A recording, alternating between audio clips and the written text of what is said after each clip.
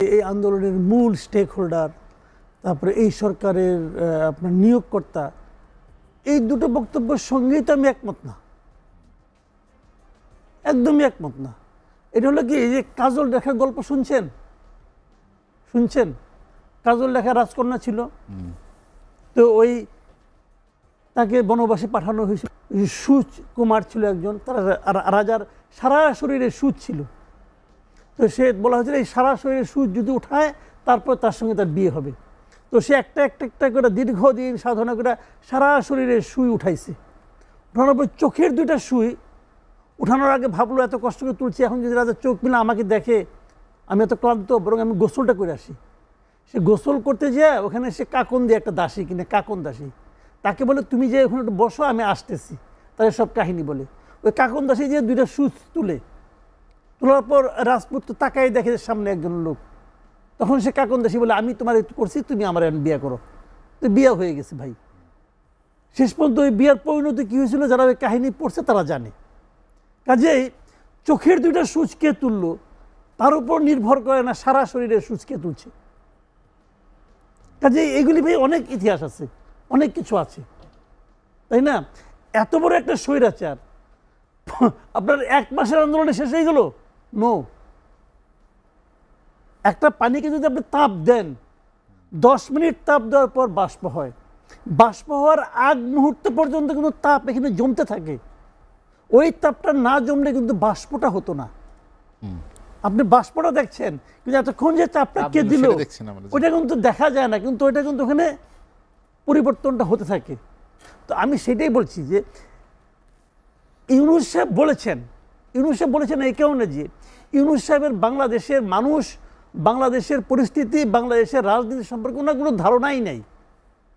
তখনও ছিল না, আগেও ছিল না, এখনও নাই, জাস্ট নাই।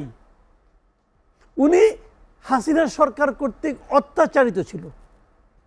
এই অত্যাচারের কারণে ওনার মধ্যে এক ধরনের বাঁচার প্রেরণা কাজ করছে। সে ক্ষমতা পাওয়ার পর এক ধরনের প্রতিশোধ স্পৃহা কাজ করেছে। ওনার আচরণে কিন্তু আমি দেখি না যে উনি পুরো দেশটাকে নিয়ে একসঙ্গে অগ্রসর হতে চান, আমি দেখি না, এখনও দেখি না। কিন্তু এটা হতে হবে, মাথায় রাখতে হবে। বিভক্ত জাতি কখনো অগ্রসর হইতে পারে না। যে জিনিসটা নাকি শেখ হাসিনা ট্রাই করেছিল, জাতিকে বিভক্ত করতে চেয়েছিল। বিভক্ত জাতি রুল করার জন্য সুবিধাজনক, কিন্তু বিভক্ত জাতি অগ্রসর হওয়ার জন্য সুবিধাজনক নয়। এই জিনিসটা মাথায় রাখতে হবে ভাই। কাজেই মূল স্টেক হোল্ডার আপনি যাকেই বলেন, নিয়োগকর্তা যাকেই বলেন, ডিসিশন মেকার এই দেশের জনগণ। এই জিনিসটা যতক্ষণ পর্যন্ত আপনি বুঝতে না পারবেন, মানতে না পারবেন, ততক্ষণ পর্যন্ত এই দেশের উন্নতির কোনো সম্ভাবনা নাই। ওই যে যিনি বলেছেন যে সকল বিচার, হাসিনার বিচার হইতে হবে, আওয়ামী লীগের বিচার হইতে হবে, এর আগে যদি কেউ নির্বাচনের কথা বলে তবে তাকেই তারা জাতীয় শত্রু এবং বেঈমান হিসেবে চিহ্নিত করবে, বলেছে না? এটা হলো একটা শিশু সুলভ বক্তব্য, শিশু সুলভ বক্তব্য। হঠাৎ করে মাথা খারাপ হয়ে যায়, অনেক সময় এরকম হঠাৎ করে মাথা খারাপ হয়ে যায়। বিষয়গুলি এত সহজ না রে ভাই। ওনাদেরকে আমি একটা জায়গায় ধন্যবাদ জানাই, ওনারা পলিটিক্যাল পার্টি করতেছেন। পলিটিক্যাল পার্টি করুন, ইলেকশন হবে, ইলেকশন করুন,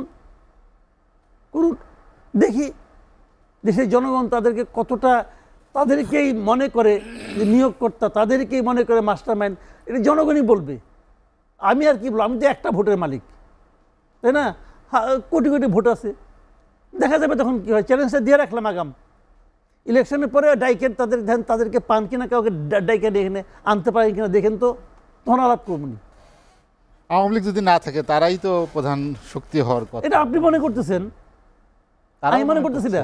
আর আওয়ামী লীগ যদি না থাকে, এই যদিটা আপনি কি করে বলেন? আওয়ামী লীগ থাকবে কি থাকবে না সেটা তো নির্বাচন যখন হবে তখন দেখা যাবে, ঠিক না? ওই নির্বাচন তখন হয় নাই।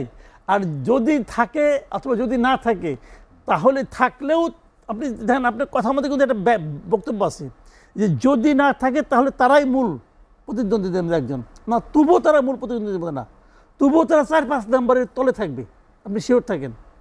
আর যদি থাকে, মানে যদি না থাকলে 4 নাম্বার 5 নাম্বার, যদি থাকে তাহলে যে কয় নাম্বার এটা তো আল্লাহ জানে। কেন তারা পিছিয়ে থাকবে আপনার কি মনে হয়? কেন কি তাদের কোনো জনভিত্তি নাই তো। তারা ইতিমধ্যে যে সুনাম অথবা যে নাম, আমি সুনামের নামের আগে সু অথবা দু দিতে চাই না, ওনারা এরই মধ্যে যে নাম অর্জন করেছেন, এই নামের কারণেই দেখবেন কত কিছু হয়ে গেছে। একটা ভালো কাজের সঙ্গে একটা ভালো কাজের সঙ্গে সামাজিক যে সমস্ত কর্মকাণ্ড দেশে এখন চলে, সামাজিকভাবে একটা ভালো কাজের সঙ্গে তাদের একজন লোকের নাম আপনি দেখান তো রে ভাই, ওই ধমক আর হুঙ্কার দেওয়া ছাড়া দেখান তো আপনি আমাকে। সচিবালয়ে যারা যায় জিজ্ঞাসা করেন তো কি হয় ওখানে। আমরা কিছু খবর পাই এখন যে কারা কখন কি করতেছে, কার হাতের ঘড়ির মডেল চেঞ্জ হচ্ছে আমরা জানি। আজকে সবার হাতে হাতে মোবাইল আছে, অনেক ছবি আমার কাছে চলে আসে। রোলেক্স ঘড়ির সবচেয়ে যেটা নাকি আপনার পুরোনো মডেল, সেটারও দাম কত তাও জানি।